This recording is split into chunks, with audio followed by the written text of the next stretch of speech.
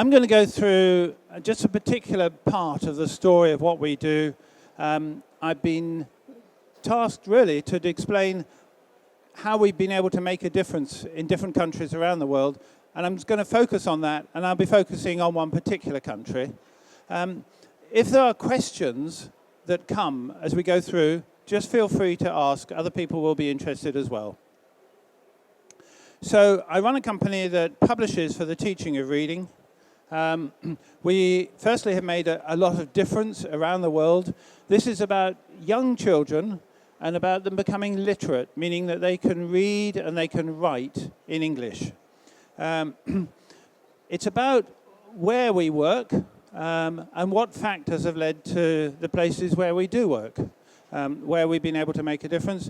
And it's about how we've been able to achieve that, how we've been able to make a difference, how we've been able to win over foreign governments, and how we've been able to win over the societies in which they are. So it's against the background that our mission, if you like, our vision, is a simple one, but quite a far-reaching one, which is to enable the world to read and write. You shouldn't underestimate the extent to which so widely in the world children go through primary school and do not learn to read and write, either in English or in their first language, and how today that blights their life, and yet on the other hand, how it is so possible to enable children to read and to write. It is the foundation of their future education, and that's what we're about. The difference that we bring particularly is in being highly effective in that process. And it's worth defining what highly effective means, and it means a variety of things. And the first thing it means is that the children learn faster. It is typical with this kind of teaching and with our material for children to be a year ahead after 1 year, that they have in studies a reading age that's 12 months ahead of their actual age after 1 year. The second way in which it's more effective is that it works whatever the child's background. So whether the child has English as their first language or not, whether they're boys or girls, in the same environment in a class, they all perform well.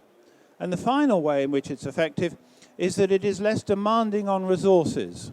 We are not putting teachers in a situation like some programs have, where there's the most intensive training and then one-to-one teaching. No, we're talking about taking existing classroom teachers, giving them a modicum of training and enabling them to achieve. So it is an exciting story.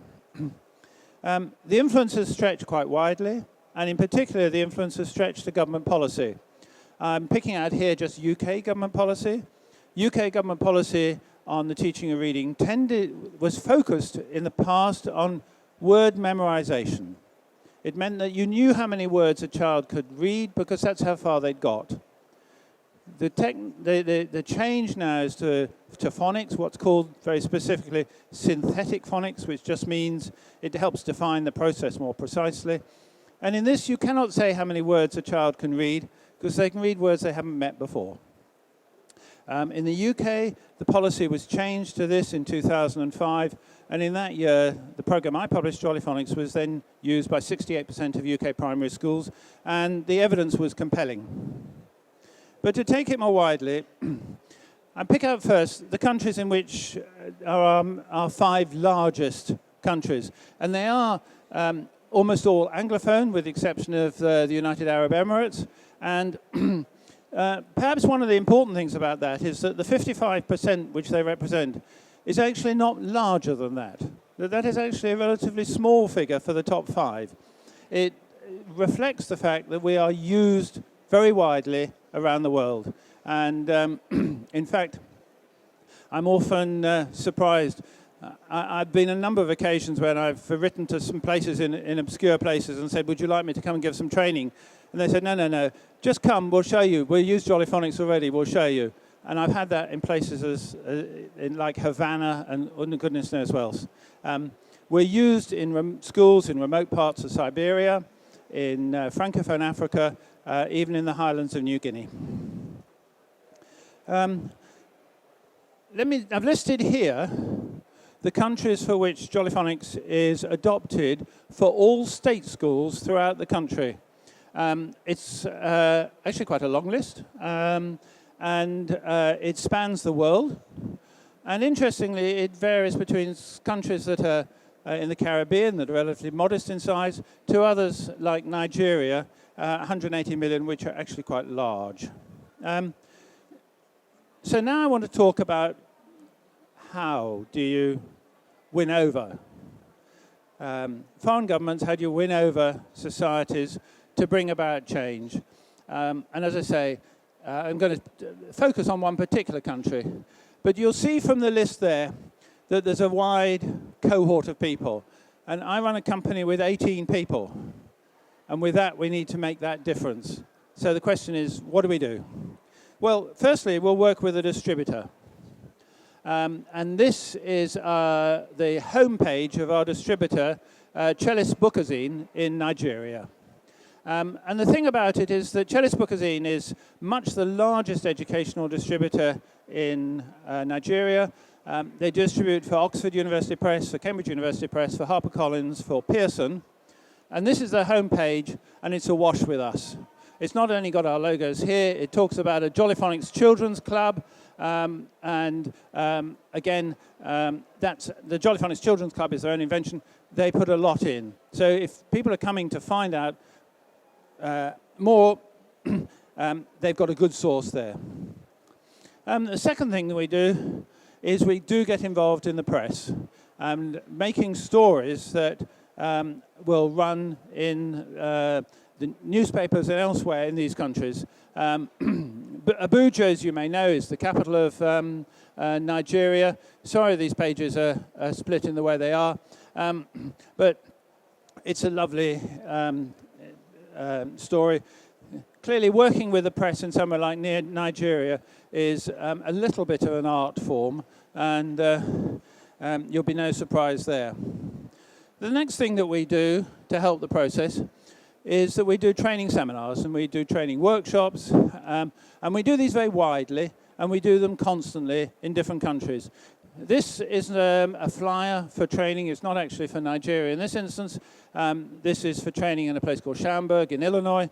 So we do training in the States, for instance. The States is a big market for us. We publish in American English as well as in British English.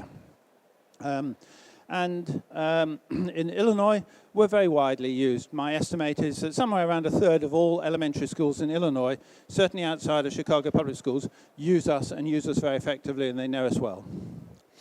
So what else do we do? We publish case studies. We take the story of one particular school. We write it in the words of the teacher of that school. It's not our words, it's their words. And we take photos, we give examples. So here's examples of children actual writing. This child, for instance, says, I'm 4 years old, I'm a girl, I'm in Corona school, and so on and so forth. So there's an example for teachers who will say, how come you got children age 4 to write like that in your school? And the answer is, we taught them. And so here's a story. It runs to several pages. I've just picked out this. But this is the words of that teacher. And that makes a compelling story for others. We're not trying to do the tablets of high from the UK. We're saying this is applicable in Nigeria. Nigerian teachers, it works. What's the next thing we do? We strongly advocate and promote academic studies on our material. We come with a claim, the children will do better.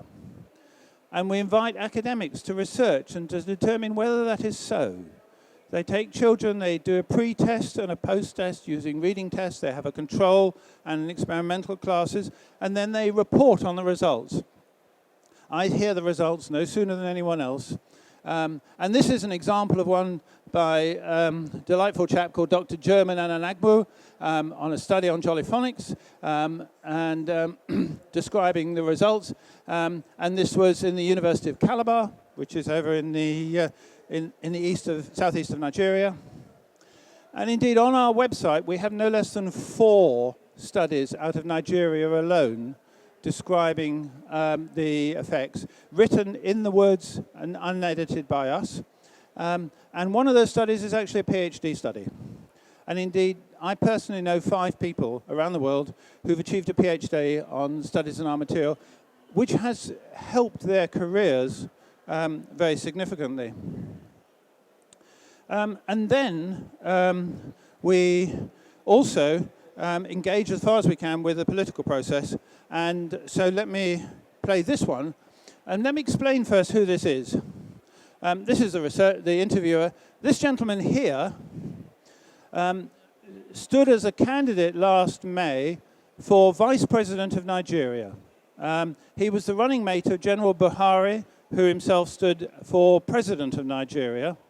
And this is Professor Yemi Osinbajo being interviewed prior to that election and setting out his case for various things that he did. And he talked in particular about education. And so let me hear what he had to say. The other thing that I'm concerned about, I'm passionate about, is education. I believe strongly, of course, you know, I'm a professor of law, I've been a teacher since 1981, you know, and I very strongly believe that without proper education, without a proper educational foundation, young people and the future have become endangered, you know. And one of the things we've done as in some of the civil society engagements I have is reading and writing for children in primary school. We have something called an Excel project. It started as an Audley Society Trust project. This is a trust that my wife and I engaged in, but we've now handed that over to the church as well. But what that involves is teaching reading and writing to children in primary school. A quick method of reading. It's called the Jolly Phonics method. And we're operating in 40 schools in Lagos at the moment. And you know, it's incredible how it is that just a small intervention like that can make a remarkable difference in the lives of young people. So we teach these young people how to use this phonics method. Usually, if you know the way the system in many schools is the abacadabra system of learning, you know. But then what we've done with the Jolly Phonics method is to have a system where you don't need to learn A to Z before you can start to form words. You know, from the second, third lesson, you're already forming words. So these young people, many in public schools, are able to read quickly, able to pronounce words quickly. And that is just such a great help. I think that primary education in particular, you know, we must get children onto a flying start. Once you can get children to read well, to speak well, and to present well, you know, you've solved a considerable part of the problem. No question. You obviously have a passion for education. And he was successful in the election. So Professor Yemi Osinbajo is now Vice President of Nigeria. And actually this week, there was a conference for training managers from all the 37 states in Nigeria, in Abuja. And the government announced training grants for each of the states. And each one of them is mandated to train at least 1,000 teachers in Jolly Phonics. We've got to the stage now being adopted for every state school in Nigeria. And the funding has been made available despite the challenges faced by the oil price in Nigeria. And the prospect is of that making a massive difference. And it's anchored by a lot of the work that's happened. And in particular, we now have more trainers in Nigeria than any other country. We have about 100 trainers. And where they come in is when they are tasked as groups of them to train all the teachers in any one state. So typically in one state, we may have 2,000 teachers to train. And we have been adopted already by almost half of all states in Nigeria, providing training and materials. And now that is going through to all states. So in terms of the change, it's been massive. I go and meet Nigerians here, they look at me, so we know who you are. We have made a big difference in the country, and it's going to go on. So if I was to summarize where we go, it's a lot of different things. It's about engaging very much with these things here, all of which I've shown you something of. And it's clarity in what your message is, what it is that you're offering, engaging over a long period of time. So I visit Nigeria, obviously. I am asked to lead on conferences and the like there. And it's about giving time. We've now been working in Nigeria in the state sector, never mind the private, in the state sector for 10 years and longer in private.